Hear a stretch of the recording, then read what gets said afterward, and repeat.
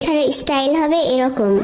বরাবর প্রধান শিক্ষক, বিদ্যালয়ের নাম, বাহিরের মেন গেটে গিয়া দেখা আসেন। বিষয়, পরীক্ষার ফি মাফ করার জন্য দরখাস্ত।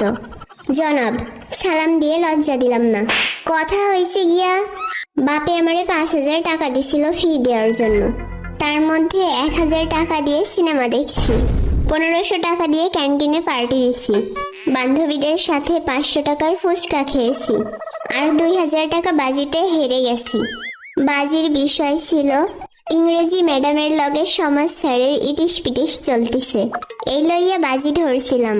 কিন্তু পরে প্রত্যক্ষদর্শীদের ভাষ্যমতে প্রমাণ হলো যে ম্যাডামের তো ইটিস পিটিস চলতিছে আপনার লগে।